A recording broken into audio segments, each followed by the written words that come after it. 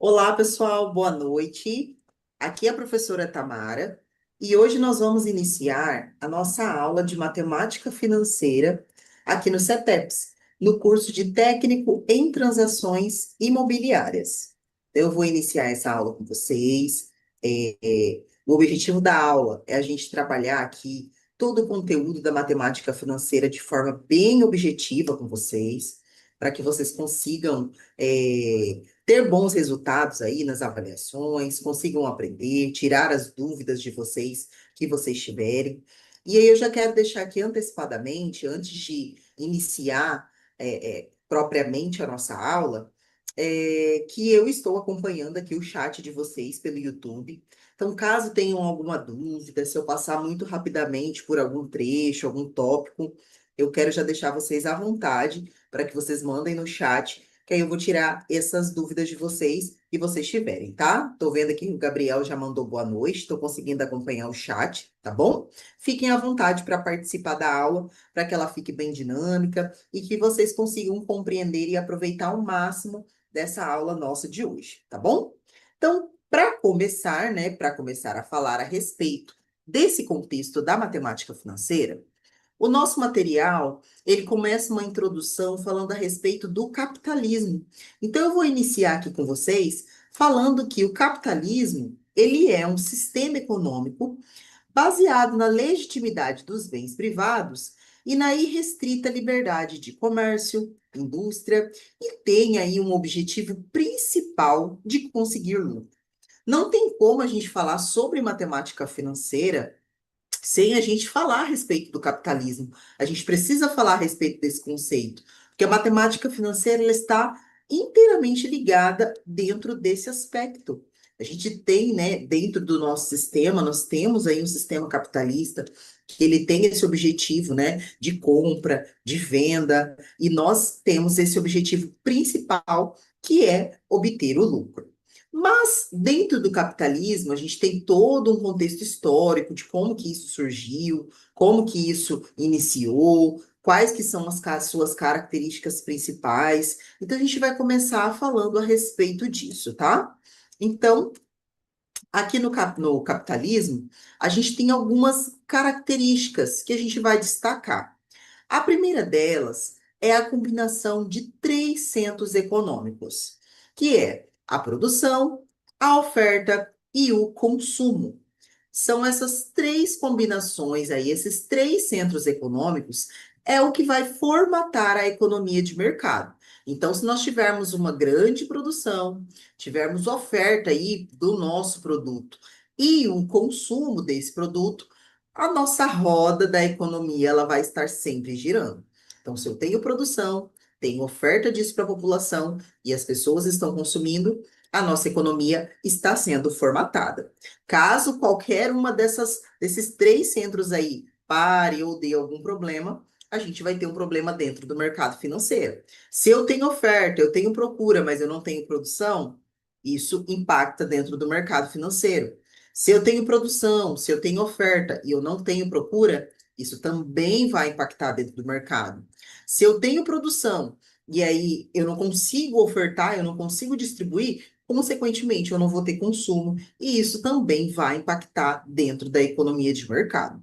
Então, essa é uma das principais características aqui do capitalismo. Outra característica muito importante é o surgimento das grandes empresas, tá? Então, o capitalismo, a partir do momento em que ele surgiu, a gente consegue observar que as grandes empresas começaram também dentro desse movimento. Nós também temos uma característica muito importante, que é a relação das trocas monetárias, tá? Então, o que que seria essa relação de trocas monetárias? Situações de compra e venda. Então, essa é a relação de trocas monetárias. Também temos aqui como característica, e uma das características principais do capitalismo, é a preocupação com rendimentos. Então, a partir do momento em que a gente está dentro desse mercado financeiro, a gente se preocupa com a rentabilidade. Se algum produto está sendo rentável aí dentro do mercado financeiro, se ele está gerando prejuízo. Então, tudo isso é avaliado dentro do capitalismo. E uma das características aí que são marcantes dentro desse cenário é o trabalho assalariado. Então, nós aqui, todos nós, gostamos muito do nosso trabalho, gostamos de estar ativos e trabalhando, mas o que nos motiva e nos faz, né, acordar todos os dias, nos engajar a trabalhar, é essa remuneração que nós vamos ter. Então, esse trabalho assalariado é uma das principais características do capitalismo. Todos nós estamos aqui porque nós queremos, né, aumentar aí a nossa rentabilidade. Então, consequentemente, volta aí a preocupação com esses rendimentos para que tenha as trocas monetárias, surjam essas empresas e a gente consiga formatar essa economia de mercado, tá bom? Então, durante o desenvolvimento do capitalismo, ele passou por quatro fases. São quatro fases aí muito importantes e nós vamos falar a respeito de cada uma delas, tá? É, a fase que nós estamos atualmente, ela é chamada de capitalismo financeiro. E essa fase, ela é conhecida por este nome, né, capitalismo financeiro, porque nesse momento que nós estamos atualmente, quem é responsável por esse grande movimento do capitalismo? Aliás, quem é o maior detentor, né, do volume de capital que está em circulação são as empresas financeiras. Mas nós tivemos etapas até chegar a esse momento que nós estamos agora. E eu vou mostrar para vocês como que se deu todo esse percurso, tá? Então, a primeira etapa, ela é chamada de pré-capitalismo. Ela aconteceu lá por volta do século XII até o século XV, então teve aí uma duração aí de 3 séculos, que foi uma fase de implantação desse sistema. Então, quando a gente falar a respeito dessa fase de implantação, a gente vai lembrar do pré, porque quando a gente tem esse prefixo, né, pré, a gente entende que é início, implantação. Então, o pré-capitalismo, ele surgiu nesse momento ali, no início ali do século XII. Depois dessa fase do pré-capitalismo, dessa fase de implantação, quando o capitalismo se estabeleceu, nós tivemos um formato diferente no nosso mercado e nós tivemos algo que marcou, que foram os comerciantes. Então, essa fase ficou conhecida como capitalismo comercial.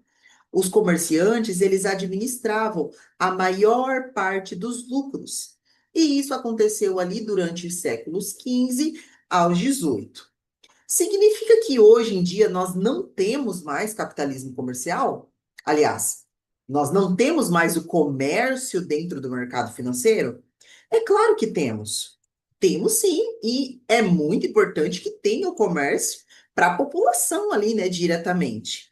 Mas hoje não é mais o comércio, não são mais os comerciantes que vão administrar a maior parte dos lucros. Tudo bem?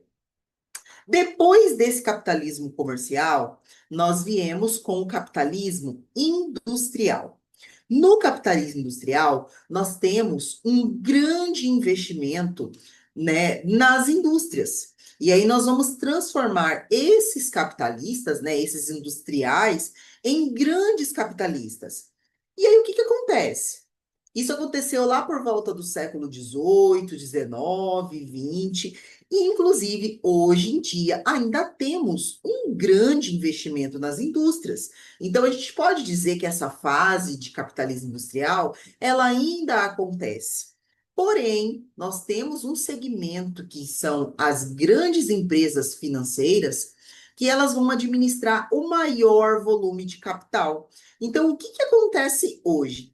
Passado essa fase de implantação, que foi lá no início, no pré-capitalismo, nós tivemos os comerciantes administrando a maior parte dos lucros. E eles ficaram ali por cerca de 3 séculos, certo? Depois disso, a gente veio para o industrial. E aí, o que que aconteceu? Os comerciantes, eles não deixaram, né, de estar ali dentro desse movimento, de movimentar a economia. Eles movimentam sim. Mas o que que acontece hoje com os comerciantes? Eles fazem essa movimentação, mas eles pegam o seu rendimento e eles aplicam nessas grandes empresas financeiras, que são chamados aí, conhecidos como bancos, né?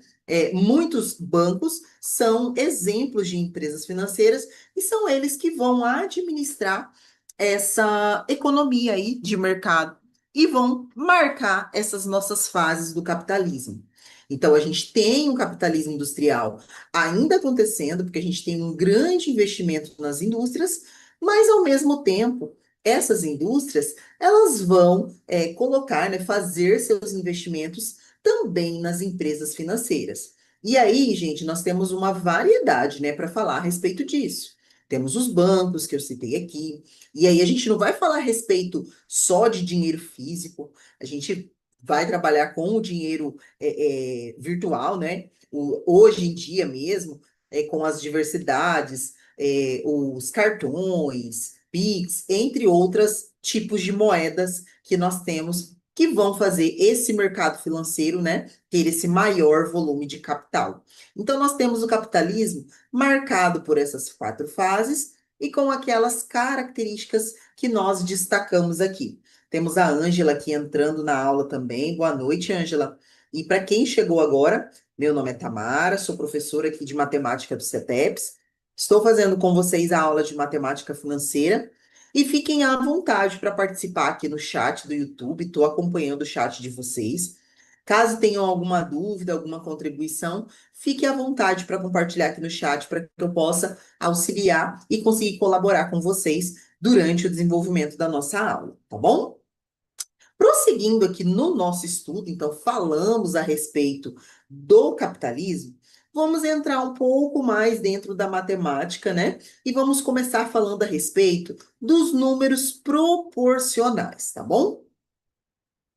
Então, os números proporcionais, eles são números que são utilizados em situações que englobam divisões de lucro, prejuízos, situações de sociedade e investimento, entre outras ocasiões de distribuição de capitais.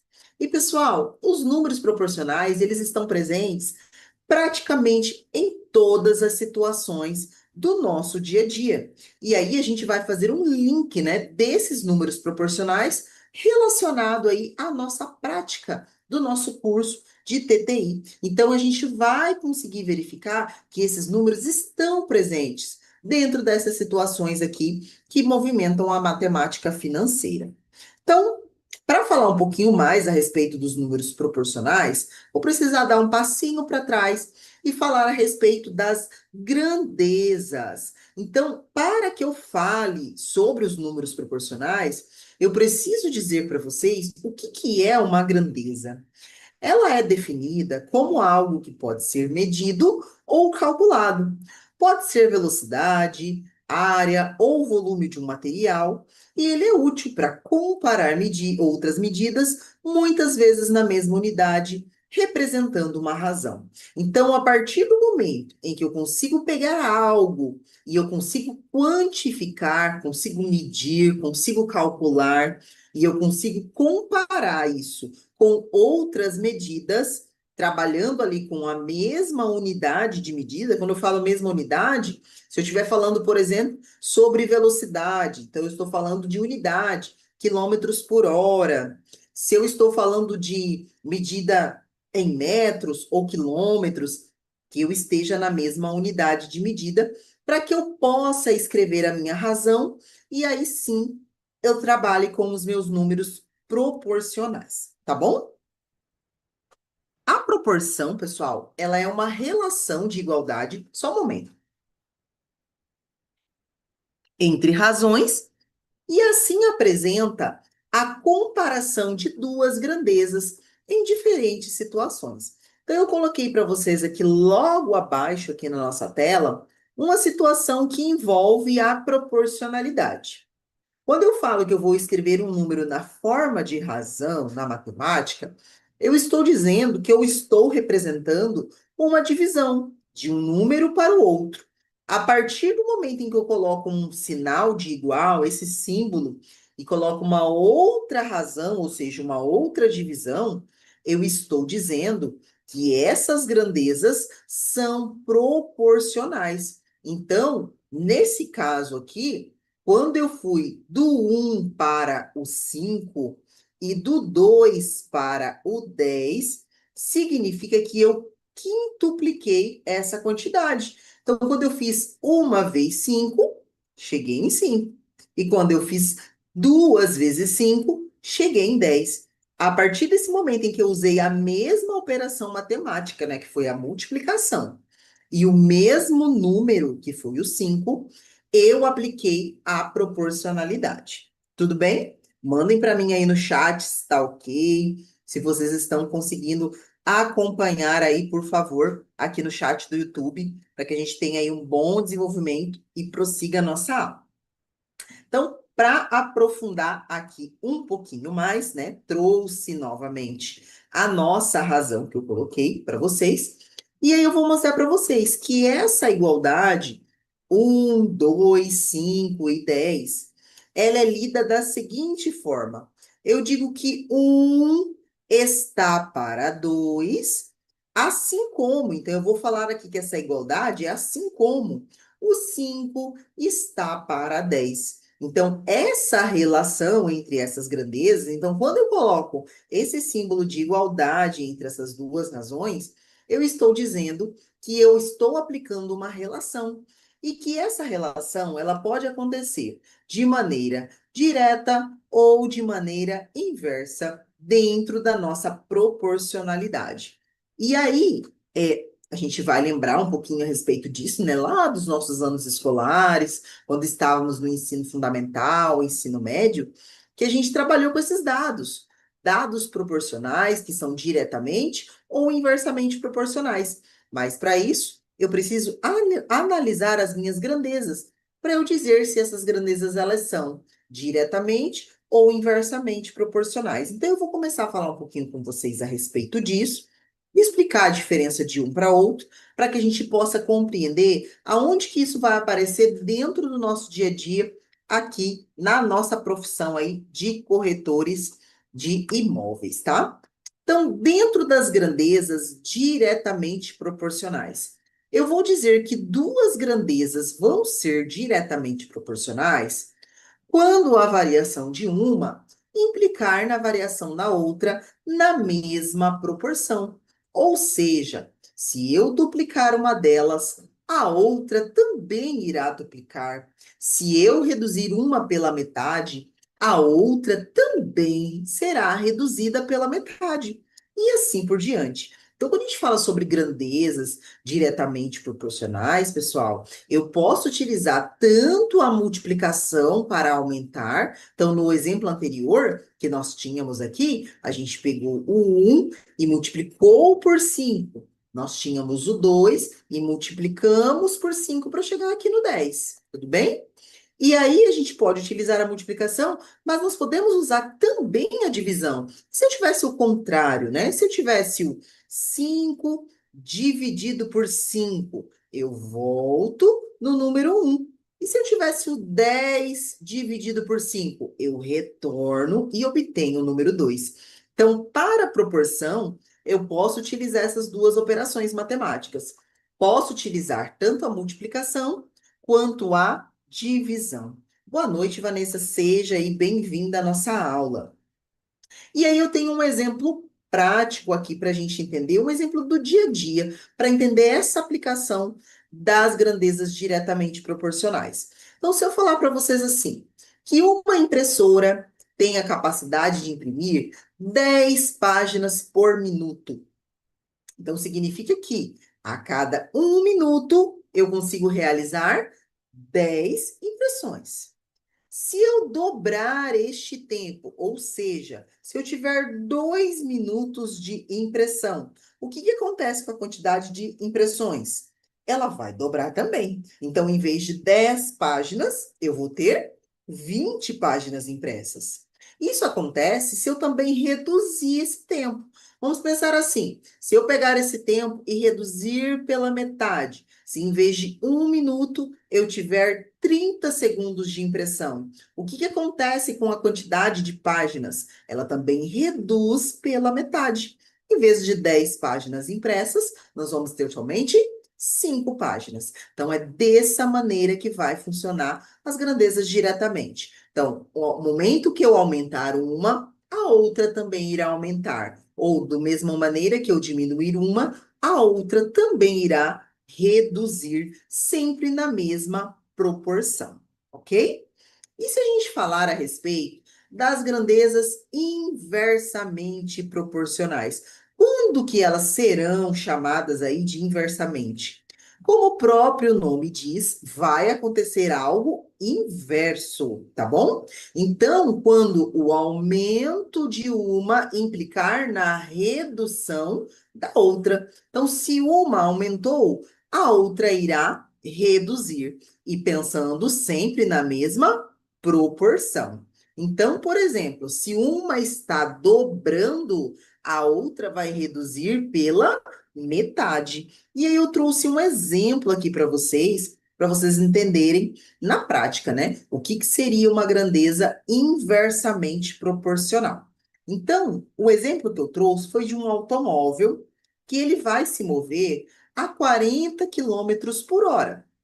E dentro dessa velocidade, ele demora cerca de 5 horas para chegar até o seu destino. E aí ele traz uma situação. Se esse automóvel estivesse a 80 quilômetros por hora, o que aconteceria com esse tempo dele? Olha lá. Ele estava a 40, ele aumentou a velocidade para 80 quilômetros. A 40 quilômetros por hora, ele demorava cerca de 5 horas para chegar. Aumentando a velocidade, o que que acontece com o seu tempo? Ele reduz. E se eu dobrei a velocidade de 40 para 80 quilômetros, logo eu sei que o meu tempo vai reduzir também pela metade. Então, se antes eu gastava 5 horas para chegar naquele local, agora eu vou demorar somente 2 horas e meia para chegar ao meu destino, trabalhando aí com as mesmas condições. Tudo bem? Então, é esse movimento que vai acontecer aí, por exemplo, com a velocidade e o tempo. Então, quando eu vou fazer, por exemplo, uma viagem de carro, eu consigo ali dentro do meu veículo fazer uma velocidade no máximo aí, né, constante de 100, 120 quilômetros. E aí eu demoro um determinado tempo. Mas e se eu fizer essa viagem de avião? A minha velocidade é muito maior. O que acontece com o meu tempo? Reduz. E nós temos várias outras situações do nosso dia a dia que a gente consegue representar essas grandezas que são inversamente proporcionais. Tudo bem? Manda para mim aí um ok no chat do YouTube para ver se nós estamos conseguindo acompanhar essa nossa aula, para a gente avançar um pouquinho mais dentro do nosso estudo da matemática financeira. Vou trazer para vocês aqui, pessoal, um outro exemplo prático, tá? Falando a respeito da matemática financeira.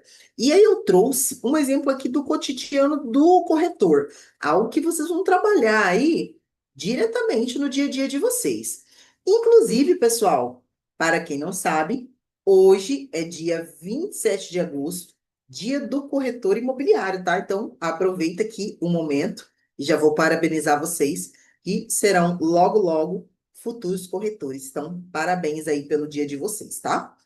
Então, um corretor, ele tinha uma planta de um apartamento e ele precisava saber qual era a área da sala.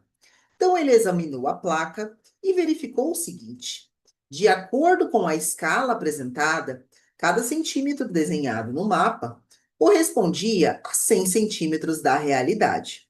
Portanto, ele tinha uma escala de 1 para 100. Então, se a razão entre as medidas apareceram na planta da sala e as medidas reais, né? Ele estava dizendo que a cada 1 centímetro que estava desenhado ali na planta, correspondia a 100 centímetros do tamanho real, ou seja, 1 metro.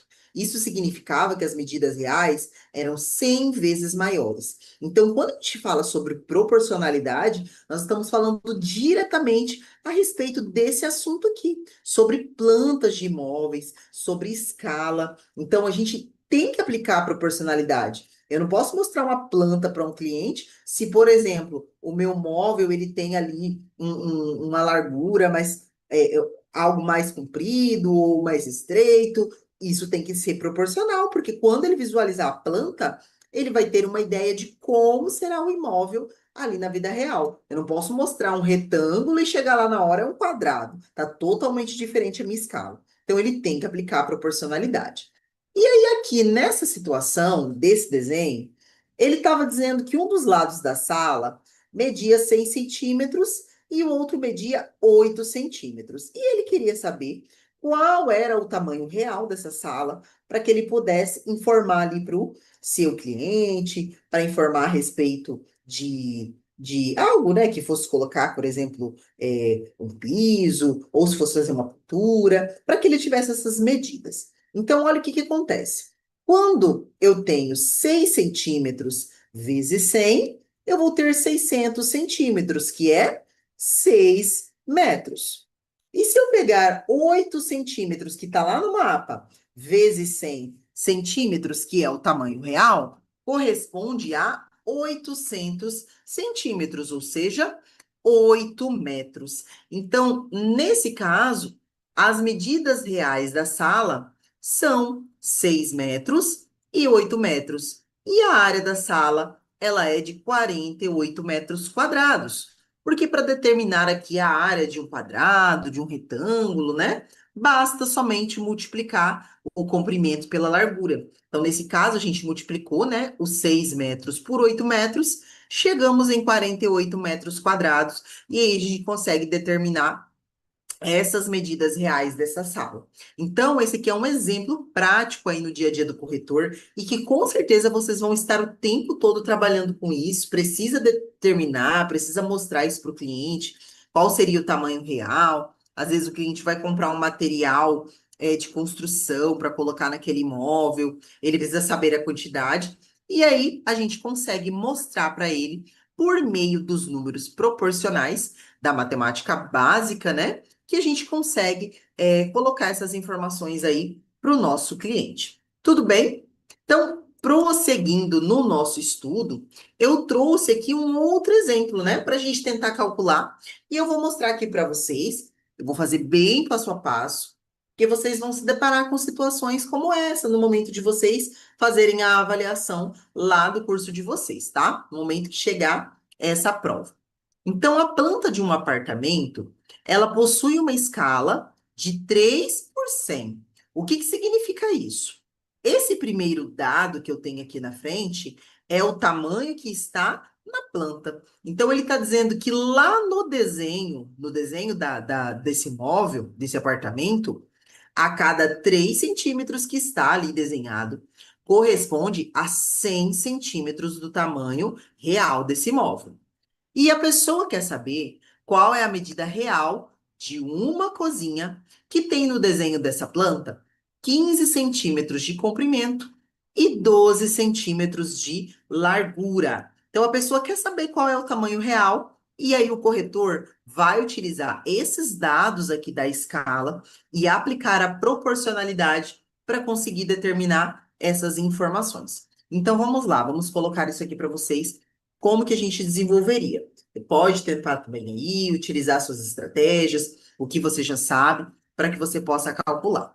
Então, chegando aqui o momento, o que que eu vou fazer? Primeiro eu vou começar pelo meu comprimento, tá? Então, de acordo com os dados que foram fornecidos, pessoal, ele disse que a cada 3 centímetros desenhados correspondia a 100 do meu tamanho real. Ele disse que lá estava 15 centímetros no desenho na planta. E eu preciso saber o X, qual é o tamanho real disso. Então, olha o que que acontece ali.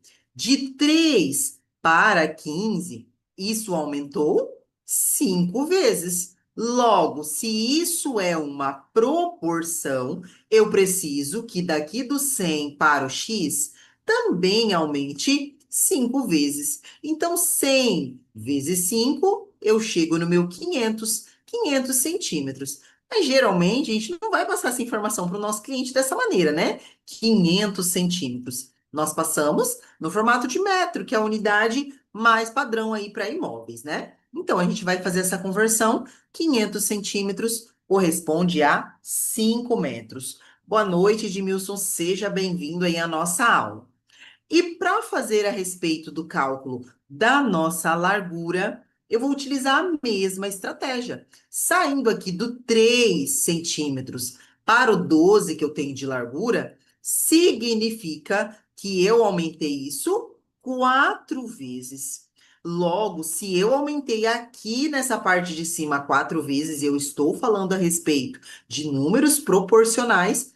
O meu denominador aqui, ó, no 100 para esse x, também precisa aumentar 4 vezes. Ou seja, 100 vezes 4 corresponde a 400 centímetros. E aí a gente faz a nossa conversão dos nossos centímetros para metro. Então, em 400 centímetros correspondem a 4 metros de largura dentro da cozinha desse apartamento. Tudo bem? E aqui, pessoal, nós encerramos essa parte de números proporcionais, fizemos alguns exemplos, trabalhamos com algumas situações reais e práticas, e é algo que eu quero que vocês compreendam, que ele vai estar presente aí no dia a dia de vocês, vocês vão trabalhar bastante com a proporcionalidade, tá? E aí, na proporção, a gente tem uma propriedade que se chama propriedade fundamental. Ele diz que em toda proporção, o produto dos meios é igual ao produto dos extremos. E o que que quer dizer com isso? É aquela nossa famosa regra de 3. Então, quando eu multiplico aqui, ó, os meios, que seria esse 3 e esse 500, é igual aos nossos extremos, que é o 100 e o 15, tá? Então, quando eu fizer essa multiplicação, ó, 3 vezes 500, eu vou ter 1.500. E se eu fizer 100 vezes 15, também vou ter 1.500. Então, aqui eu consigo mostrar e aplicar para vocês essa propriedade fundamental, que toda proporção, quando eu faço essa multiplicação cruzada, né, famosa regra de 3, eu tenho a minha proporcionalidade. Então, vocês podem utilizar muito isso aí no dia a dia de vocês, no dia a dia de trabalho, tá bom?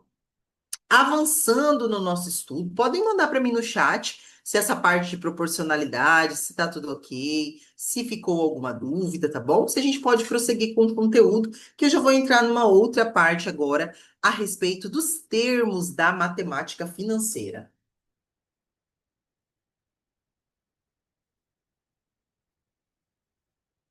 Show de bola. Então, por enquanto, estamos aí tranquilos, né?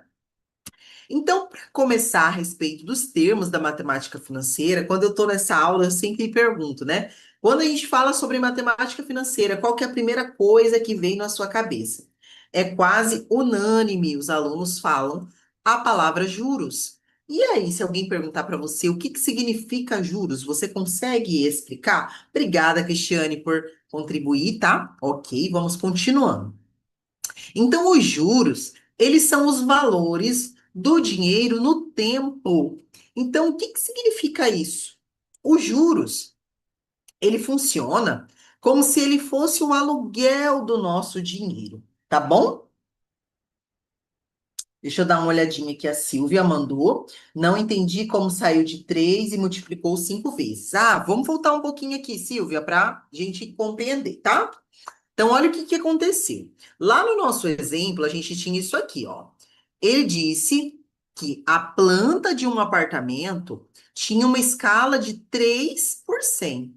Então, significa, Silvia, que a cada 3 centímetros que estava desenhado lá no mapa, então, ó, eu estou aqui com a minha régua, e aí na minha régua eu tenho 3 centímetros aqui. Então, 3 centímetros que eu destaco aqui para você, ele corresponde a 100 centímetros do tamanho real. Então, seria 1 metro. Tudo bem?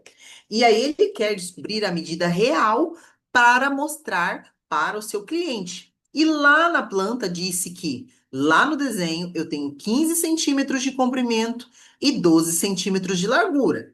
É uma cozinha em formato retangular. Tudo bem? Beleza, Ângela, muito obrigada. Então, nesse momento, olha o que que aconteceu aqui, ó. Quando eu escrevi a minha escala, ó, 3 está para 100. Assim como 15 é o que está desenhado lá no meu papel. Está para X, é o que eu quero descobrir, eu quero saber o tamanho real. Eu sei que a cada 3 corresponde 100 no tamanho real. Mas e se lá tem 15? Como que eu vou descobrir quanto é? Aí eu vou pensar assim: de 3 para 15, se eu preciso usar multiplicação, porque eu falei para vocês que a proporcionalidade sempre vai usar ou multiplicação ou divisão, famoso vezes, tá bom? Então, quando eu saio do 3 para o 15, significa que eu fiz 3 vezes 5. Então, eu aumentei o 3 5 vezes. Então, 3 vezes 5, 15.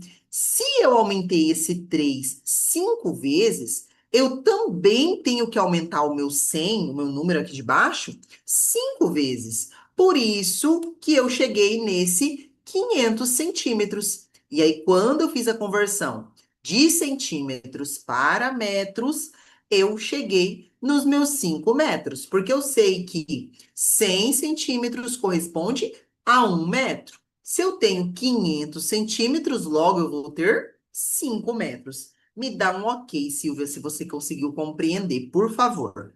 E aí, na largura, qual foi a quantidade que isso aumentou? Olha lá. Eu saí do 3 que eu tinha lá, porque a minha escala é essa, 3 para 100. E lá no meu desenho, lá na minha planta, eu tenho uma largura de 12 centímetros. Está desenhado lá 12 centímetros. Eu quero saber o tamanho real. Então, eu escrevo que 12 está para X. Eu não sei quanto que é esse tamanho real. Mas eu vou utilizar a ideia da proporção. Perfeito, perfeito. Silvia, muito obrigada. Então, significa que eu saí do 3 e eu aumentei 4 vezes, porque 3 vezes 4 é 12. Então, se eu aumentei aqui em cima 4 vezes, logo eu tenho que aumentar aqui embaixo também 4 vezes. Então, eu saio do 100 vezes 4, eu chego em 400. 400 centímetros corresponde a 4 metros. E aí, a gente falou a respeito dessa propriedade fundamental e começamos aqui com os termos da matemática financeira. Como eu disse para vocês, os juros, eles são os valores do dinheiro no tempo. Então, dependendo do tempo, eu terei mais juros ou menos juros. É como se funcionasse como se fosse o aluguel do dinheiro. Se eu estou fazendo um empréstimo, o banco, né, ele vai cobrar um aluguel por me emprestar. Mas se eu estou fazendo uma aplicação, um depósito, eu é quem tenho que receber esse aluguel pelo meu dinheiro estar sendo investido ali. Então, os juros, ele funciona como se ele fosse esse aluguel do dinheiro. Tudo bem? Vamos falar a respeito da taxa. A taxa, ela é a porcentagem que determina o valor adicional ao capital investido ou emprestado inicialmente. A gente acabou de falar, né? Se eu fiz um empréstimo, o banco que vai cobrar esse aluguel de mim. Agora, se eu fiz um investimento, um depósito, sou eu quem tenho que receber esse aluguel, que é esses juros. Mas quanto que será cobrado? Aí é a taxa que vai nos determinar. Essa taxa, ela sempre está relacionada com o tempo. Então, essa taxa pode ser ao dia, ao mês, ao ano, ao bimestre, ao trimestre, depende ali do que está sendo trabalhado. O mais comum, pessoal, é ao mês e ao ano. Mas acontecem algumas situações de serem ao dia. Por exemplo, numa situação de não pagamento de uma fatura de cartão de crédito, ou utilizei o valor do cheque especial da minha conta corrente. Ele vai cobrar um percentual por dia. Então, a cada dia que eu demorar para fazer esse depósito na minha conta e devolver o valor desse cheque especial, ele vai ficar cobrando uma taxa para mim por dia. O meu cartão de crédito, quanto mais tempo eu demorar para pagar, ele vai cobrar por dia, a cada dia que eu fiquei atrasado. Tudo bem? E as outras coisas acontecem aí ao mês, ao ano e em outras situações que acontecem. Capital é um outro termo da matemática financeira e ele vai ser o valor aplicado através de alguma operação financeira. Então, ele pode ser aquele dinheiro que eu estou depositando em uma conta, ou o valor que eu estou emprestando do banco, ou o valor do imóvel que eu vou comprar. Então, o capital, ele é o valor que vai ser aplicado dentro da matemática financeira. E aí a gente tem um outro termo que é muito importante e quase não é muito falado sobre ele no nosso dia a dia, que é a respeito do montante. A gente fala muito sobre juros, mas a gente acaba esquecendo de falar a respeito do montante, porque o montante, ele é o valor futuro de uma operação financeira. Então, é aquela famosa pergunta que o cliente às vezes não faz. Mas quanto que eu vou pagar no final? Qual que vai ser o valor total que eu vou pagar? Esse valor total, ele é o nosso montante. Mas quanto que vai sair essa casa quando eu terminar de fazer o pagamento, né, do meu financiamento? Quanto que eu paguei, na verdade? Então, esse valor que a gente pagou corresponde a esse montante. Então, eu costumo dizer, pessoal, que o montante, ele é conhecido como o capital inicial mais os juros que estão sendo ali correspondentes ao período em questão. Então, por exemplo, se eu tivesse um capital de R$ 1.000, eu tenho R$ 1.000 aqui, e aí eu emprestei esse R$ 1.000 para uma amiga, mas eu falei para ela, olha, eu vou te emprestar esse dinheiro, mas eu vou cobrar uns juros de você de R$ 200. Ela, tudo bem, eu vou te pagar daqui a um mês. Ok. Quando essa amiga vier me pagar esse valor daqui a um mês, ela não me devolve mais R$ 1.000, ela me devolve 1.200. Os R$ 1.000 que ela emprestou e mais os R$ 200 de juros que eu cobrei. Então, esse 1.200 corresponde ao meu montante que eu tenho ali na minha aplicação. Tudo bem? Então, vamos prosseguir aí, continuar com esse conceito. E aí, já que falamos sobre todos os termos da matemática financeira, a gente vai falar sobre os cálculos, tá? Nós temos dois tipos de movimentação dentro da matemática financeira. Uma é chamada de juros simples, que vai ser uma capitalização a respeito dessa forma simples. Inclusive, o nosso cálculo, ele é bem simples mesmo. Eu trouxe aqui para vocês, pessoal, essa sigla, né, da fórmula do juros simples, de acordo com o que está no material de vocês aqui do CETEPS. Mas se vocês forem estudar, às vezes, por outro livro, ou você lembra lá dos seus anos escolares, né? Às vezes você era uma matéria que você gostava bastante. Nossa, eu gostava bastante de matemática financeira. Muitos professores, eu inclusive, professora Tamara, trabalho com os meus alunos do ensino médio. Eu utilizo uma outra sigla, tá? Em vez de JVIM, eu utilizo JCIT, porque é o que vem geralmente em outros materiais. Mas a fórmula, o jeito de calcular é o mesmo, só mudou as letrinhas. Então não se prenda a se é V, se é I, se é N, ou se é T, ou se é C, tá bom? O importante é você lembrar o que é cada coisa aqui no juro simples, tá? Então, no juro simples, esse J corresponde à palavra juros, esse V é o nosso valor de capital, o I será a nossa taxa de juros que está sendo aplicada, e o N, ele será o nosso tempo, o nosso período de aplicação. Então, para calcular o juro simples, é muito fácil. Basta pegar o capital vezes a taxa vezes o tempo. Explicar para vocês porque eu falo JCIT lá para os meus alunos do ensino médio. Geralmente esse V, né, em outras literaturas, ele vem, o valor de capital, em vez de ser valor, ele vem com a letra C de capital. E esse N, né, que na literatura de vocês ele representou o tempo, em outras literaturas ele utiliza a letra T. Por isso, JCIT, capital vezes taxa vezes período. E antes de prosseguir, a gente falou lá na nossa definição que a taxa e o período, eles sempre estão na mesma unidade de medida na hora de resolver os cálculos. E aí eu trouxe alguns exemplos que eu vou fazer aqui com vocês. Eu vou até esperar uns minutinhos para vocês tentarem fazer também na hora que nós começarmos a resolver aqui os cálculos. E aí, para que vocês entendam que é importante essa nossa taxa e esse tempo estarem sempre na mesma unidade. Beleza? Montante, já falamos aqui, né? Que o montante de juros simples, ele vai ser o nosso capital mais o nosso juros que foi aplicado aquele período ali em questão, tá bom?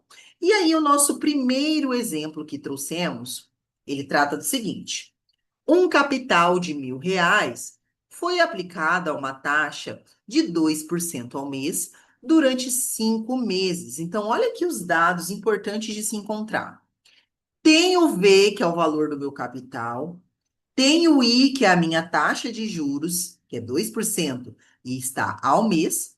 E eu tenho o meu N, que é o meu período, que é correspondente a 5 meses. Então, a minha taxa e o meu período estão na mesma unidade aqui de medida.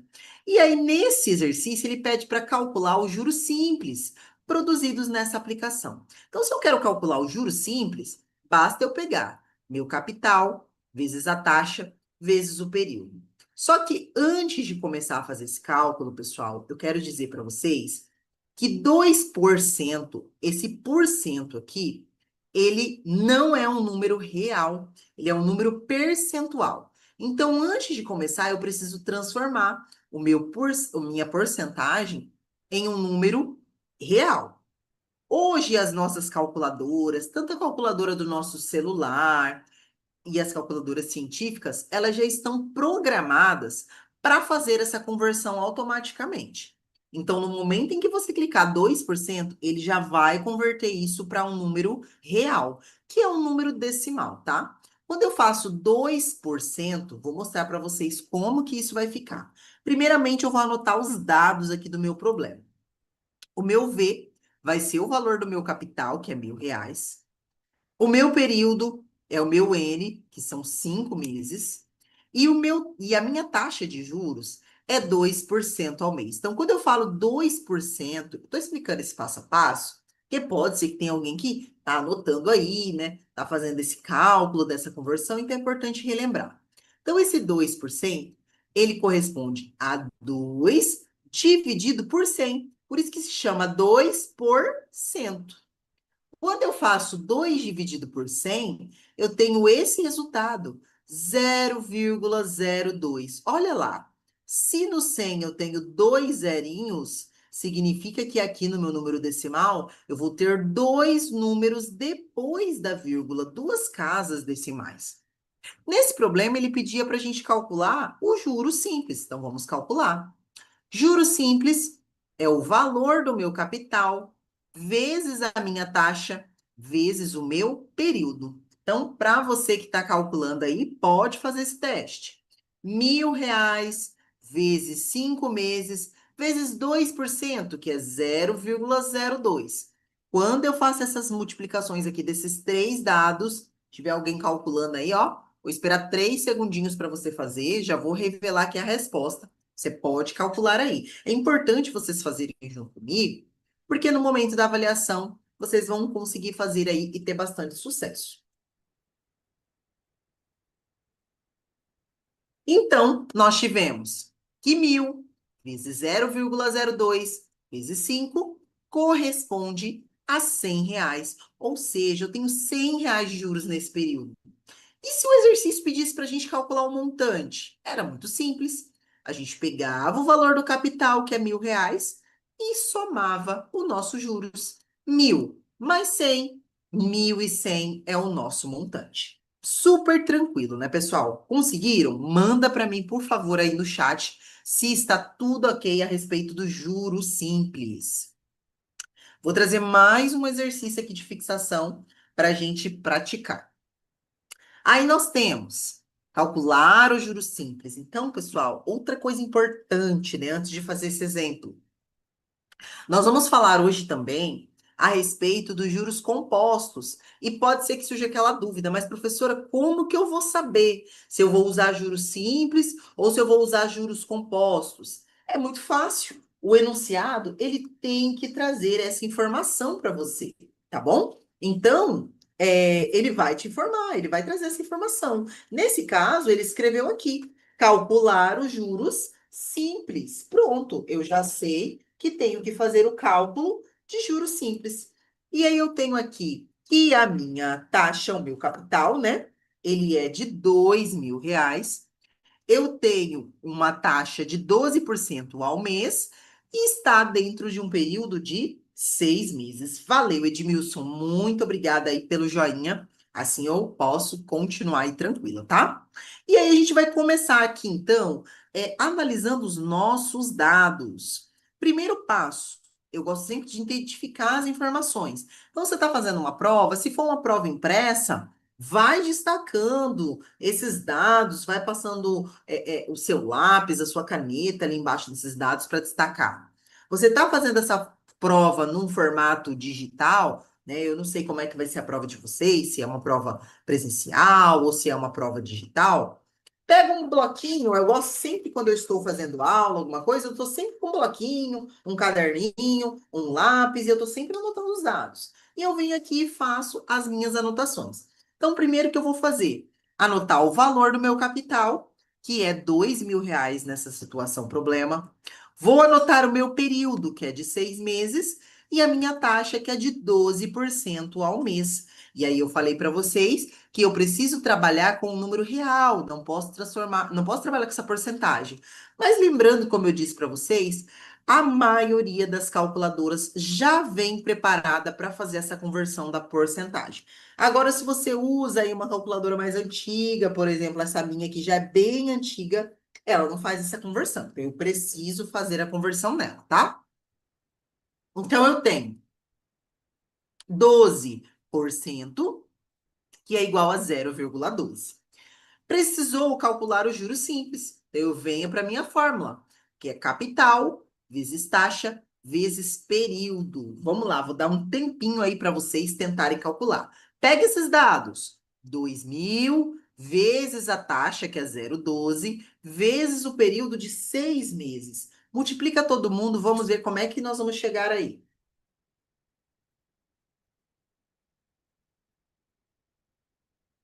Muito bem, dei um tempinho aí para vocês. Fazendo essa multiplicação, eu cheguei em 1.440. Então, só os juros referentes a esse período deu esse valor. Às vezes você pensa, nossa, mas deu muito alto, mas também essa taxa de juros foi bem alta, né? 12%. Então, 12% durante esse tempo de 6 meses, chegamos a esse resultado. Se ele perguntasse o montante de juros simples, bastava pegar o nosso capital, que é 2.000, e adicionar aos juros. Ficaríamos com 3.440. Bom, duas taxas, elas vão ser proporcionais quando seus valores formam uma proporção com os tempos a ela referidos. E aí isso vai estar reduzido à mesma unidade. Por que que eu trouxe essa frase aqui para falar a respeito das taxas proporcionais? Pessoal, falamos já a respeito da proporcionalidade, né? Então a gente tem que analisar o seguinte: quando estamos trabalhando com matemática financeira, a nossa taxa e o nosso período a elas referidos têm que estar reduzidos à mesma unidade. Então, se a taxa está em mês, o período tem que estar em mês. Se a taxa estiver em dia, o período tem que estar em dia. Se a taxa estiver ao ano, o período tem que estar ao ano. Então, eu trouxe esse contexto porque eu vou trazer problemas para vocês que as taxas e os períodos vão estar em períodos diferentes, vão estar em momentos diferentes. E aí, nós precisamos aplicar a proporcionalidade para fazer com que eles formem uma proporção e fique reduzido à mesma unidade de medida. Tudo bem? Vamos avançar. Antes de começar a falar a respeito desses exemplos, eu vou trazer para vocês algumas considerações e informações importantes dentro do mercado financeiro. Então, às vezes, vocês vão estudar, vão fazer alguns cálculos e vão se deparar com esse tipo de nomenclatura. Então, eu vou trazer para vocês para que vocês tenham ciência e conhecimento disso. Então, eu vou falar sobre algumas considerações quanto a prazo de aplicações financeiras. Então, dentro das aplicações financeiras, eu posso trabalhar com a ideia de ano civil. O que que seria um ano civil? Ele é o número real de dias do ano, 365 ou 366 dias. Já o ano comercial, ele seria um ano com 360 dias. E aí, o que aconteceu com os 5 ou 6 dias? A gente reduziu todos os meses a 30 dias. Por isso que 30 vezes 12 meses do ano corresponde a 360 dias. Ele não vai considerar mês que tem 31, mês que tem 28 ou 29. Ele vai considerar que todos os meses teriam 30 dias. É conhecido como ano comercial e é o que é muito utilizado dentro do mercado financeiro, tá bom? Juros exatos é uma base de cálculo que vai analisar tanto o prazo da aplicação quanto a conversão da taxa de juros vão ser realizadas pelo critério do ano civil, tá bom? Então, esse critério aí do ano civil, e tanto para taxa quanto período, vai ser utilizado o critério do ano civil, e isso é chamado de juros exatos, porque considerou todos os dias, e todas as taxas dentro desse período do ano civil. Agora, o juros comercial, ele vai trabalhar com o prazo da aplicação e a taxa de juros nessa conversão vão ser utilizados e realizados pelo critério do ano comercial. Então, o juros comercial, ele vai considerar aquele ano com 360 dias. E aí a gente tem o famoso juros bancários, né? Geralmente os bancos, eles têm uma estratégia diferente. Ele não usa só um ou só o outro. Ele mistura, tá? Então, o prazo, ele é contado pelo critério do ano civil. Aí vai bem de acordo com aquilo que eu falei para vocês, por exemplo, cheque especial. Ele não vai considerar todos os dias que eu demorei para devolver aquele valor lá na minha conta. Então, ele considerou o ano civil, todos os dias. Enquanto as taxas, elas vão ser convertidas pelo critério do ano comercial. Aí a taxa, ela vai ser dentro do ano comercial. Então, se é, por exemplo, 1%, 2%, ela vai considerar somente esse período de taxa, tá? Dentro do critério do ano comercial. Mas já o prazo, ele é atento ao ano civil. Então, por exemplo, se eu fiquei ali um mês sem pagar a fatura do meu cartão de crédito, ele vai considerar os dias. Se for um dia de 30 dias, é um mês de 30 dias. Desculpa, se é um mês de 30 dias, vai ser um mês ali, contados 30. Se for um mês de 31 dias, vai ser considerados 31 dias para essa base de cálculo. Se for um mês de 28 dias, vai ser considerados 28 dias para fazer o cálculo ali da sua taxa e quanto você teria que pagar de juros, tá? Então, os juros bancários, ele mistura. Então, o critério do prazo, ano civil. O critério da taxa, ano comercial. E eu trouxe essa informação para vocês apenas para contribuir, né? Porque eu sei que muitas vezes pode ser que surja essa dúvida, né, do cliente. Ah, mas como que está sendo cobrado? Se for juros bancários, já saiba que é essa mistura. Se for comercial, tanto prazo quanto taxa é ano comercial. Agora, se for juros civis, né? Que a gente tem aqui, né? Juros exatos. Então, tanto prazo quanto a conversão da taxa de juros é do ano civil. Muito bem, falamos a respeito disso. E agora a gente vai vir com alguns exemplos, colocando em prática isso que acabamos de falar a respeito dessa conversão aí de taxa, de tempo, como que funcionaria, né, isso na prática. Então, por exemplo, se eu tiver uma taxa que é de 30% ao ano, eu posso dizer que essa taxa ela é proporcional a 2,5% ao mês. Por quê?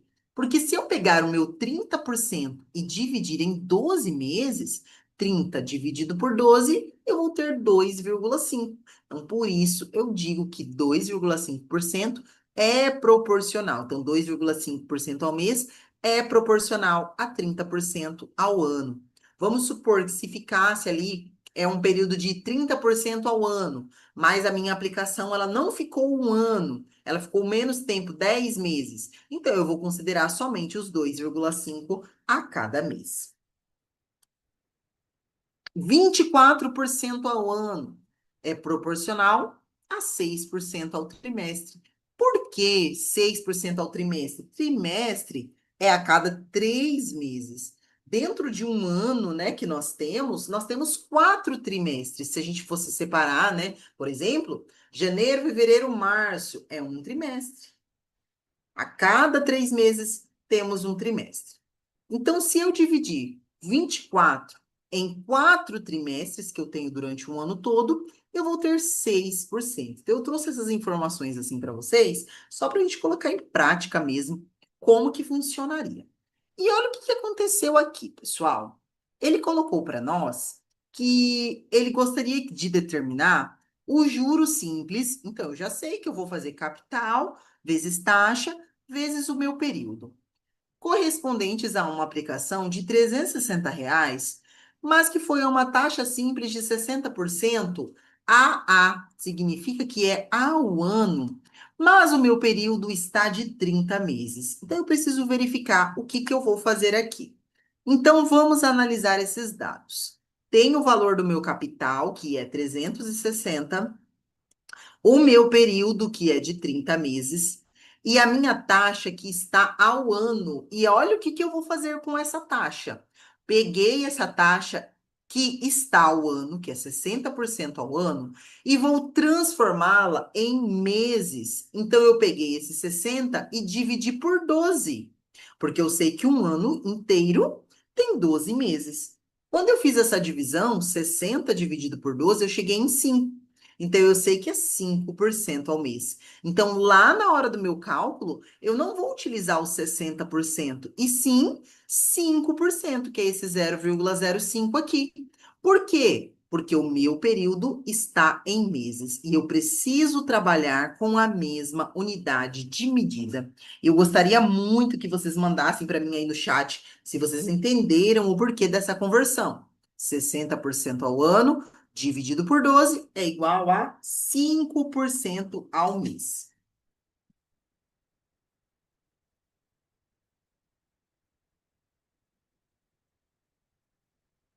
E aí nós temos o cálculo, né, do nosso juro simples, que vai ser o valor do meu capital, vezes a minha taxa, vezes o meu período. Então, eu vou pegar os R$ 360, que é o capital, a taxa, que é 5%, então não utilizo o 60, porque o 60 é ao ano, e o 5 é ao mês, porque eu tenho 30 meses, e multiplico por 30. Logo, quando eu realizar essa multiplicação, eu tenho R$ 540 de juros. Tudo bem? Se eu quisesse saber o montante ao final dessa aplicação, bastava somar 540 a 360. A gente ia chegar em 900 ao final dessa aplicação. Temos um outro exemplo aqui para a gente colocar em prática. Então, um capital de R$ 10.000 foi aplicado a uma taxa de 27% ao ano, durante 18 meses. Então, ó, de novo, pessoal, fiz algo diferente. Trouxe uma taxa ao ano e um período para vocês de 18 meses. Eu quero que vocês calculem os juros simples produzidos nessa aplicação. Aí vocês podem me dizer assim, mas professora, se eu fizer de 27 dividido por 12, vai dar um número decimal muito estranho aqui na minha calculadora. Tem outro jeito de fazer? Tem sim. Eu posso transformar o meu 18 meses aqui, pessoal, em ano. Mas como que eu faço 18 meses em ano? Pensa assim, um ano inteiro tem quantos meses? 12 meses, concorda? Metade de um ano tem quantos meses? 6 meses. Se eu juntar 12 meses mais 6 meses, eu vou ter 18 meses. Ou seja, eu tenho um ano e meio. Então, eu posso fazer essa transformação aqui também dos meus meses. Não é obrigatório transformar somente a taxa. O importante é que eu esteja com a mesma unidade de medida e que você utilize aquilo que é mais tranquilo para você no momento da conversão. Então vamos lá fazer essas transformações? Então, primeiro, verificando os nossos dados, eu tenho o capital, que é de R$ 10.000. O meu período, ó, 18 meses, já coloquei aqui que é 1,5, ou seja, um ano e meio, um ano e metade, não é 1,6, é um ano inteiro e mais meio, metade do ano. E a minha taxa, que é 27% ao ano, que eu transformo em decimal, deu 0,27.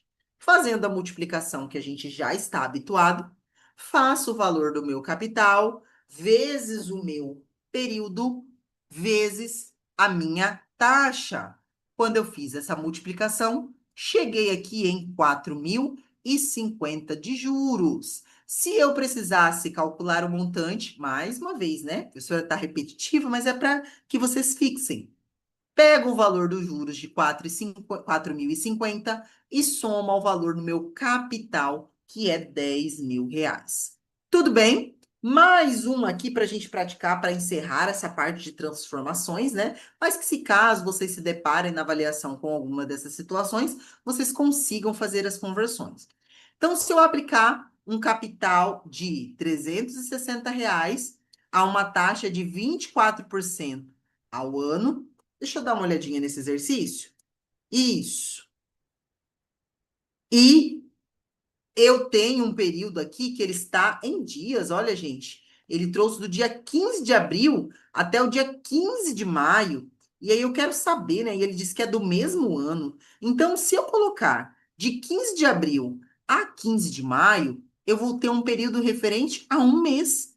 E a minha taxa está 24% ao ano. Então, olha o que eu vou fazer. Vou pegar o meu 24% que está ao ano e eu vou dividir por 12, porque 24 por 12 é bem tranquilo de fazer essa divisão. E eu vou transformar essa taxa em meses, né? Vou verificar qual que é o proporcional. Seria 2% ao mês. Então, eu utilizo um mês aqui e a minha taxa percentual, que é de 2% ao mês. Cálculo do meu juros simples. Valor do meu capital, 360, mais a minha taxa de juros de 2% ao mês, que é 0,02 e o meu período, que vai ser um mês. Logo, o meu juros nesse período é de R$ 7,20. Foi o que nós obtemos aqui neste cálculo. Tudo bem, pessoal? Vamos falar agora. Aliás, vou dar um minutinho, né? Porque eu gostaria de saber de vocês se está ok essa parte das conversões, a parte do cálculo aí do nosso juro simples. Vou até retornar aqui nesse slide. E aí eu vou aguardar de vocês que vocês mandem para mim aqui no chat um joinha, um ok, para ver se está tudo certo. Se eu posso começar com vocês agora, falar a respeito dos juros compostos, para a gente caminhar um pouquinho mais, né? Dar um passinho além aí da nossa aula.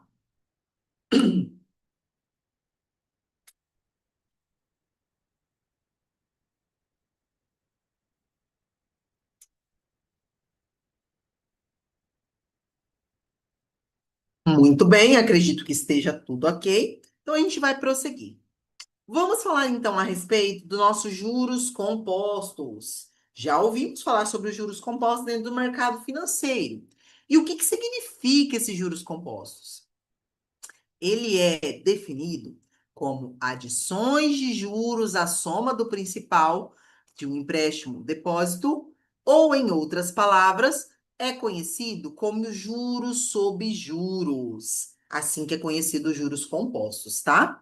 Então, os juros compostos, ele vai ser o regime mais utilizado no mercado financeiro por oferecer uma maior rentabilidade financeira. Então, essa maior rentabilidade ocorre pelo fato desse regime de capitalização ser calculado sempre com base no montante do período anterior, o que faz com que ele cresça de maneira exponencial. O que que acontece? Até o momento que nós estávamos falando do juros simples, ele era um valor fixo todo mês. Então, ele se baseava naquele capital e só multiplicava. Capital vezes taxa vezes período. E eu já conseguia verificar qual que era o meu montante final. Aliás, qual era o meu juros, né? Agora, para determinar o meu juros compostos, eu vou utilizar, né, uma base de cálculo que vai sempre analisar o montante do período anterior. Então, se eu tiver, por exemplo, um período de 3 meses, o primeiro mês vai considerar o capital inicial. O segundo mês já vai considerar o capital inicial mais os juros do primeiro mês. E lá no terceiro mês, ele vai considerar os juros que vou ter referente ao capital que foi acumulado no segundo mês. Por isso que ele é conhecido como juros sobre juros. Eu vou mostrar para vocês aqui uma diferença, tá? Do juros simples para os juros compostos. E aí, para a gente utilizar os nossos cálculos, nós temos esta fórmula aqui, que é o montante de juros compostos. É muito importante que vocês anotem essa fórmula, tá? Então, esse M, ele é de montante, igual a V, que é o valor do nosso capital, vezes um mais a taxa, e esse N aqui é o nosso período. Por isso que ele vai crescer de maneira exponencial, porque o N, ele é um expoente. Então, anotem aí essa fórmula no caderno de vocês, porque a gente vai utilizar bastante. Inclusive, eu vou mostrar aqui para vocês como que a gente faz esse cálculo dentro da nossa calculadora e do nosso próprio celular, tá bom? E aí a gente vai continuar. Então, para que a gente possa entender melhor essa fórmula, eu vou imaginar uma situação, um problema aqui com vocês. Então, eu tenho um capital de R$ 3.000 que ele foi aplicado em uma poupança durante 4 anos, sobre uma taxa de juros de 3% ao ano. E aí ele quer saber no final desse período qual foi o montante arrecadado. Então, vamos verificar o que vai acontecer. Olha lá, pessoal. No meu primeiro ano, eu tinha o meu capital de R$ 3.000, calculei 3% de 3.090. Logo, ao final desse ano, eu tenho 3.090 de montante, certo? Como eu estou no regime de juros compostos, no segundo ano, o meu capital não é mais de R$ 3.000, agora ele é 3.090. Logo, quando eu calcular 3% de 3.090, eu não tenho mais R$ 90 de juros, agora eu tenho 92,70, ou seja, mais rentabilidade. E aí eu vou adicionar esse 92,70 ao meu capital aqui do segundo ano de 3.090, fiquei com 3.182,70. No terceiro ano, meu capital não é nem 3.000, nem 3.090. Agora ele é 3.182,70.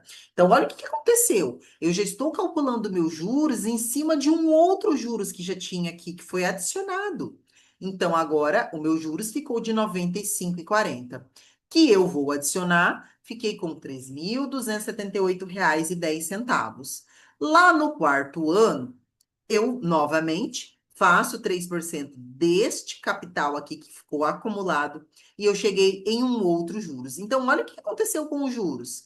Percebem que ele teve uma mudança ao longo do tempo, porque ele não considerou o capital inicial, e sim o capital que foi acumulado adicionado aos juros do período anterior. E é assim que se comporta os juros compostos, tá bom? E aí eu trouxe um exemplo para mostrar aqui para vocês. Inclusive, eu vou pegar meu bloquinho de anotações, vou anotar aqui, porque eu vou sair dessa tela com vocês, pessoal, que nós estamos fazendo, e vou lá para a minha calculadora, que eu coloquei aqui no Google para vocês, tá? Para mostrar como é que a gente vai fazer esse cálculo. Só que eu tenho uma coisa aqui importante antes de iniciar. Lembra que lá na nossa fórmula do nosso juros compostos, eu tenho esta situação aqui, pessoal? Eu tenho o valor do meu capital, que vai multiplicar com um mais a taxa, e eu vou elevar ao meu período. Dentro dessa expressão matemática, eu tenho algumas coisas aqui para fazer e eu preciso respeitar essa regra, tá? Sempre quando eu tiver em uma operação matemática um parênteses, significa que eu tenho que começar primeiro por esse parênteses. Então, sempre vocês vão iniciar por um mais a taxa. A não ser que a sua calculadora permita que você faça a adição desses parênteses bonitinho, do jeitinho que está aqui. Se tiver essa permissão, aí você vai colocando todos os dados, no final o resultado vai dar certinho. Mas, se você não quer se preocupar em ficar adicionando todos esses símbolos de parênteses no seu cálculo, é só seguir esse processo. Primeiro eu vou somar um com a taxa, depois eu vou elevar ao meu período e por último eu multiplico pelo meu capital. Vou fazer com vocês aqui na calculadora do Google. Vou mostrar para vocês, tá? Pessoal, Então, aqui na minha calculadora que eu abri aqui na internet, nem sei se é Google esse aqui que eu abri, acredito que seja Ed, mas no Google também tem. O que que eu preciso? Tá vendo que ela tem parênteses e tudo mais para eu colocar, mas eu não vou utilizar ela com vocês, porque eu acredito que a maioria de vocês vai utilizar a própria calculadora do celular, então é importante que vocês identifiquem aí como fazer. Pessoal, lembra que eu disse que primeiro vocês vão somar um mais a taxa?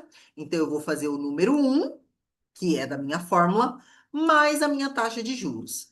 Lá na taxa, ela estava 10% ao mês, ou seja, 0,10, 0,1 é a mesma coisa. Quando eu fizer essa adição, eu vou ter 1,1.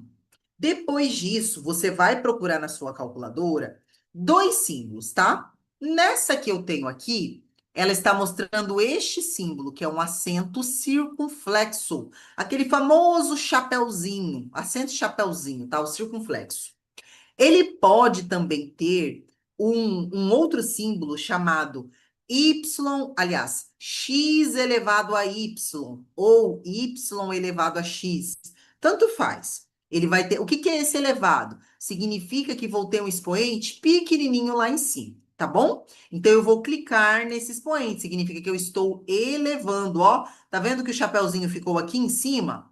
E aí eu vou colocar o meu período. O meu período na situação problema era de 5 meses, então eu vou escrever aí o meu período de 5 meses.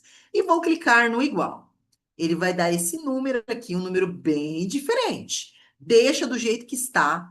Não zera essa calculadora, não arredonda para 1,6, deixa desse jeito. Só multiplica pelo capital, que pelo que eu anotei aqui é um capital de 600 mil. Só tome cuidado para não esquecer nenhum zero. 600 mil tem 5 zeros, então vou colocar aqui 1, 2, 3, 4, 5. 5 zeros. E cliquei no botão de igual. Pronto. Cheguei que o meu montante de juros compostos nesse período foi de 966.306. Vou voltar lá para o meu slide para mostrar para vocês que eu havia feito isso aqui também, ó. Primeiro, eu somei o meu um mais a taxa. Cheguei em 1,10. Depois eu elevei ao meu expoente 5, cheguei nesse resultado que eu falei para vocês lá na calculadora, ficou 1,61051. Quando eu multipliquei com o meu capital, cheguei no 966.306. Chegamos aí no mesmo resultado. A gente vai fazer mais um exemplo para trabalhar aí com os juros compostos, tá? Então, vamos lá. O próximo exemplo que eu vou trazer para vocês, deixa eu anotar aqui. O meu capital é de 450 mil, o meu período é de 18 meses e a minha taxa é de 9% ao mês. Então, vamos lá. Vou trazer primeiro essa situação. Os nossos dados anotados aqui: 450 mil de valor de capital, 18 meses é o tempo que ficou essa aplicação, e a minha taxa de juros, 9% que eu vou utilizar, 0,09. A minha fórmula, como a gente já sabe, 1 mais a taxa elevado ao meu período vai ser igual, vezes o valor do meu capital vai ser igual ao meu montante aí dos meus juros compostos.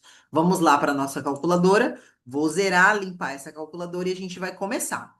Então, como eu disse para vocês, começamos pelo parênteses. 1 mais a minha taxa, que é 9%. 0,09. E vou clicar aqui no meu botão de igualdade, tá? Para eu chegando no meu resultado. Depois você vai procurar aí na sua calculadora ou o acento circunflexo, que é esse acento chapeuzinho aqui, ou o botãozinho que vai estar escrito x elevado a y. Geralmente, quando você usa a calculadora do celular, vai estar com x elevado a y. E aí você clica nesse botão. Clicou, você vai adicionar o período. Nesse caso, o período é de 18 meses. Nossa taxa está em mês. O período está em mês. Vou clicar aqui no igual. Olha o número que resultou, pessoal. E com certeza coube só esses dados por conta da minha calculadora. Pode ser que seja muito maior que isso. Eu não vou zerar, não vou limpar, não vou arredondar. Este dado que apareceu, eu só vou multiplicar pelo valor do meu capital, que é 450 mil. 450 mil tem 4 zeros. Só tome cuidado para não errar nos zerinhos. E vou clicar no igual. Pronto. Tive aqui, então, 2.122.704. Se for reais, e 18, 19 centavos dá para arredondar aqui. Então, ó, fazendo o cálculo aqui, também coloquei ele aqui para vocês. Então, passo a passo. Primeiro, adicionei o meu 1 mais a taxa. Ficou 1,09. Depois, eu elevei ao meu período. 4, é aquele número bem comprido. Para não digitar ele todo, eu coloquei 4,71, mas eu não zerei na minha calculadora, tá? Depois eu multipliquei por 450 mil e cheguei lá no mesmo resultado. 2.122.704,18. Perceberam, pessoal, o quanto que a matemática financeira trabalha aí com valores, com esses juros compostos, né? Com dados maiores, o valor ele vai dar um resultado também bem maior, né? E aí eu vou mostrar para vocês agora a diferença entre os juros simples e os juros compostos. Então, a diferença entre esse regime de juros simples e compostos está na forma de capitalização. O que seria essa capitalização, professora? É quando eu junto o capital, né, com os juros ali no momento do montante. Então, no regime de juros simples, o montante do período anterior é sempre calculado com base no valor do capital inicial, ou seja, independente do tempo, isso sempre vai ocorrer. Já no regime de juros compostos, o valor do montante é sempre calculado com base no capital do mês anterior, o que faz com que esse valor cresça de maneira exponencial. E aí eu vou fazer uma comparação aqui para vocês verem como que os juros compostos têm maior rentabilidade do que os juros simples. Então nós vamos ter uma situação problema que nós vamos comparar um capital de R$ 2.000 aplicados a uma taxa de 5% ao mês durante 4 meses. Em um dado momento vai ser no regime de juros simples e no outro vai ser no regime de juros compostos para que a gente possa analisar essa rentabilidade, tá? Então, olha o que aconteceu aqui, ó. No regime de juros simples, o que aconteceu? Em todos os meses, primeiro, segundo, terceiro e quarto, eu trabalhei com o valor do capital inicial, que era R$ 2.000. Calculando 5% de R$ 2.000, eu tenho R$ 100 em todos os meses. Logo, eu vou adicionando 2.000 mais 100, 2.100, 2.100 mais 100, 2.200, 2.200 mais 100, 2.300, 2.300 mais 100, 2.400. Pronto, cheguei ao final dos 4 meses com R$ 2.400. E se fosse no regime de juros compostos, o que aconteceria nesse caso? Deixa eu trazer esse aqui para cá para a gente ter uma visualização melhor. Então, no regime de juros compostos, o primeiro mês ele vai trabalhar com o capital inicial, que é de 2.000, e calcular os juros de 5%, que é no valor de R$ 100. Depois disso, eu vou ter no meu segundo mês R$ 2.100 de capital inicial, e aí eu calculo 5% disso. Então, eu não tenho mais um juros de R$ 100, e sim um juros de R$ 105. Já no terceiro mês, eu não vou ter mais um capital nem de 2.000 e nem de 2.100, e sim 2.100, 2.205. Logo, o meu juros aqui, os 5%, vai ser calculado R$ 110,25. Então, olha o quanto que já mudou, né? O nosso regime aqui de capitalização, nossos juros. E no último mês, no quarto mês, eu tenho agora um capital de 2.315, porque a cada mês eu fui adicionando esse novo juros que foi adicionado. Então, lá no meu juros simples, eu tive uma capitalização final de 2.400.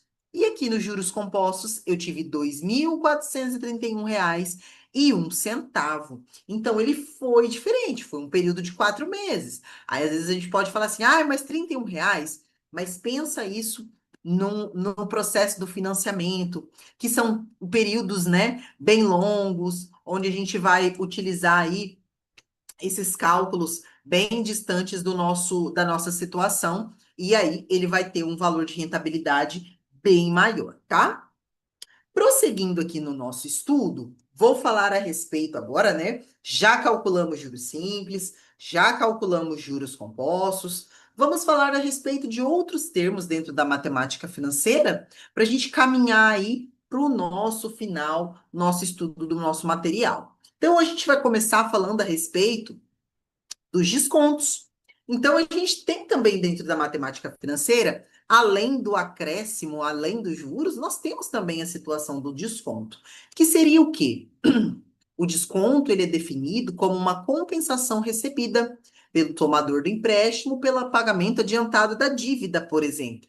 E aí ele recebe esse desconto, ou seja, ele é um abatimento de valor, tá bom? Então, quando eu falo que eu estou aplicando um desconto, significa que eu vou reduzir e aí eu posso aplicar os meus cálculos, tanto de juros simples quanto de juros compostos. Então, eu vou ter um desconto ali que vai ser um desconto comercial, né? Que é aquele desconto utilizado pelo comércio, também conhecido como desconto simples, e vou ter um desconto racional, que ele pode ser utilizado lá com base nos juros compostos, tá bom? Pagamentos, pessoal, dentro da matemática financeira e aqui trabalhando com vocês, é, aqui nessa disciplina, né, principalmente aqui do curso de TTI, a gente vai verificar que existem diversas situações aí envolvendo essas situações de pagamentos. Então, o que que seria pagamentos dentro desse mercado financeiro? Então, nós temos que são várias sucessões de recebimentos. E nós vamos falar a respeito de algumas, tá? Então, fluxo de caixa. O que que seria um fluxo de caixa? Ele pode ser entendido como uma sucessão de recebimentos e ou pagamentos em dinheiro, previstos para determinado período de tempo. Rendas imediatas, também conhecida como anuidade, e ela é destinada a formar um capital ou a pagar uma dívida. Essas rendas imediatas, pessoal, são aquelas rendas, por exemplo, conhecida como anuidade do cartão de crédito, anuidade da sua conta corrente. Então, para você manter, você paga ali uma anuidade. Rendas antecipadas, ela funciona como se ela fosse aquela taxa de entrada. Se eu vou comprar um imóvel, por exemplo, eu preciso fornecer uma taxa de entrada. Então, é conhecido como renda antecipada. E nós temos os nossos sistemas de amortização. A amortização, ele vai ser o processo de extinção de uma dívida por meio de pagamentos periódicos que são realizados em função de um planejamento. E aí eu vou comentar sobre dois sistemas aqui com vocês. O sistema saque, que ele é um método de pagamento de empréstimos em que a parcela é fixa em todo o processo de período de financiamento. Ele tem um pouco mais de vantagem com relação a outros sistemas, porque como ele divide toda a sua dívida em parcelas fixas, as últimas parcelas, a sua taxa de juros, ela está menor. Então, ela compensa muito para aquele cliente, por exemplo, que gosta de fazer uma antecipação de pagamento, vai pagar a primeira parcela e a última. Ele consegue finalizar esse empréstimo aí, esse financiamento de maneira mais rápida. E o nosso outro tipo de sistema é um sistema Price. Então, a tabela Price, ela também é conhecida como Sistema Francês de Amortização, e essa metodologia consiste em calcular prestações fixas, sendo que o saldo devedor é amortizado aos poucos e os juros estão sendo inseridos no valor da parcela. O seu funcionamento é baseado no pagamento de parcelas fixas durante o período de empréstimo, sendo extensivamente utilizada aí em todo mundo, tá?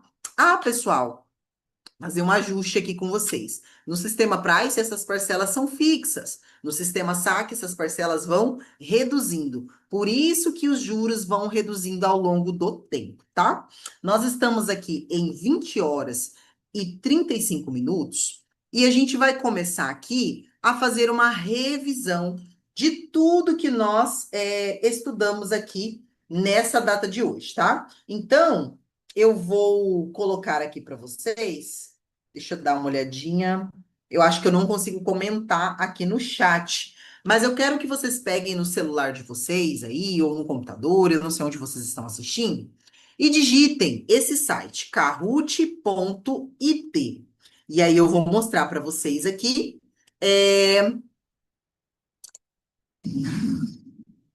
um, uma atividade que nós vamos fazer para verificar a nossa aprendizagem, tá? Assim que vocês clicarem em kahoot.it, ele vai perguntar para vocês qual que é o número do Game Pin. Eu vou reduzir um pouquinho o meu volume aqui para não ficar tão alto. O meu Game Pin, pessoal, é esse que está aparecendo aqui na tela para vocês. 412666. Depois que vocês entraram, né, na tela, ele vai pedir para vocês digitarem o nome de vocês, tá? Ou o apelido. Pode colocar seu nome, pode colocar seu apelido, fica à vontade. Muito bem, Vanessa já entrou na revisão. Enquanto vocês estão entrando aqui na revisão, eu vou mostrar como que vai funcionar a atividade, tá? Vai aparecer algumas perguntas para vocês aqui na tela. Eu vou fazer a leitura dessa pergunta e vocês vão clicar no celular de vocês bem rapidinho na resposta, tá? Então eu vou falar assim: se vocês acham que a resposta é essa, clica no azul. Se você acha que é essa, clica no vermelho. E aí vocês vão clicando e a gente vai avançando aqui na nossa revisão. O objetivo dessa revisão é conversar sobre tudo que nós falamos hoje de maneira bem breve e revisar um pouquinho sobre algumas questões que vão cair aí dentro da nossa avaliação. Vou esperar mais um minutinho, ver se vai entrar mais alguém. Se não conseguirem acessar todo mundo, não tem problema, tá, pessoal? Vai acompanhando aí pela aula mesmo, vai respondendo da sua casa, para ver como é que está o seu aprendizado até o momento. Então vamos lá. Eu vou começar aqui com SG e Vanessa. Vamos ver qual deles vão ser os vencedores dentro desse ranking. Então, para começar o nosso Kahoot, curso de TTI aqui do CETEPS, primeira pergunta: verdadeiro ou falso? O capitalismo, ele é um sistema econômico baseado na legitimidade dos bens privados e tem o objetivo de conseguir lucro? Se você acha que sim, clica no verdadeiro, azul. Se você acha que não, clique no falso de vermelho. Vê lá o que vocês acham que é verdadeiro ou falso. Capitalismo é um sistema econômico baseado na legitimidade dos bens privados e tem um objetivo de conseguir lucro? Será que essa é a definição de capitalismo? Se você acha que sim, verdadeiro, azul. Se você acha que não, vermelho, falso. Muito bem, os dois já responderam. Vou finalizar. Show de bola! Temos 3 pessoas, acessou mais o Gabriel a aula. Parabéns. Vanessa foi a mais rápida, mas todos conseguiram aí participar. Muito bem, vou continuar. Próxima pergunta. Não é característica, ó, pessoal. Não é. Então, não é característica. Será que surgimento de grandes empresas não é? Se você acha que não, clica no vermelho. As relações de trocas monetárias, compra e venda, se você acha que não, clica no amarelo. A preocupação com o rendimento, se você acha que não é, clica no azul. E o trabalho não assalariado. Você acha que a pessoa trabalha nesse sistema capitalismo para não receber, para fazer trabalho voluntário, por exemplo? Pensem aí um pouquinho e tentem aí verificar sobre essa situação do capitalismo. E que vocês acham que qual delas não é característica? Se você acha que é o surgimento de grandes empresas, clica no vermelho. Se você acha que é relação de trocas monetárias, amarelo. 10 segundos para terminar. Muito bem. Os 3 responderam. Perfeito. o trabalho não assalariado. Gente, na verdade, o trabalho assalariado é característica do capitalismo, né? A gente trabalha para receber. É isso que nos motiva a trabalhar, né? Além de gostar da nossa profissão, mas a gente está aqui por conta da remuneração. Muito bem. Vamos verificar? Vanessa continua aí no ranking, primeiro lugar. Mais um verdadeiro ou falso? O capitalismo passou por quatro fases chamadas de pré-capitalismo, capitalismo comercial, capitalismo industrial e capitalismo financeiro. Se passou por essas quatro fases, vocês vão dizer azul, verdadeiro. Se não passou por essas quatro fases, vocês vão clicar no vermelho de falso. E aí? Comentem comigo qual é essa situação? O capitalismo passou por quatro fases: pré, comercial, industrial e financeiro. Se você achar que sim, verdadeiro. Se você achar que não, falso. Vamos lá, uma pessoa já respondeu. 20 segundos para terminar. Dois já responderam.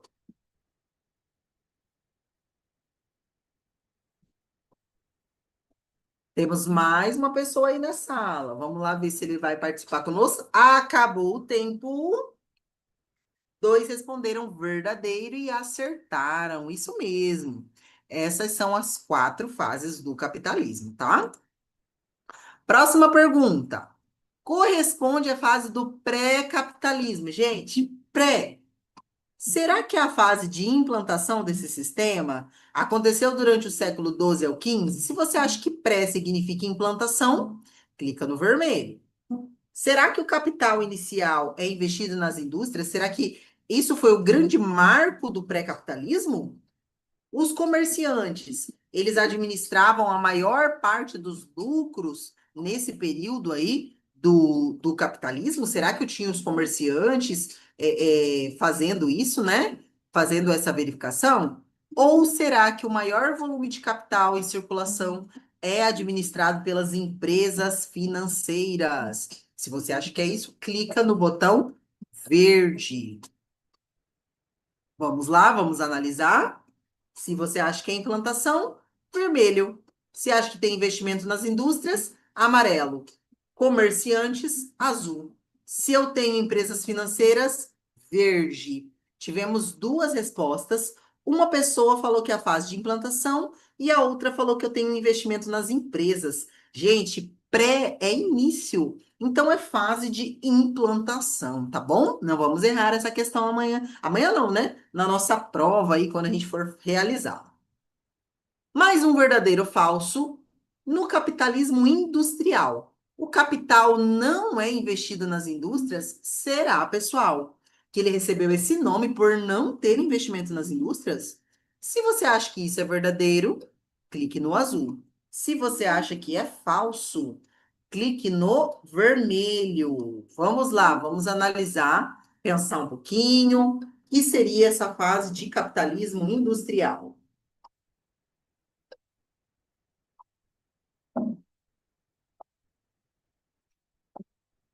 Muito bem, show de bola. Todos responderam falso.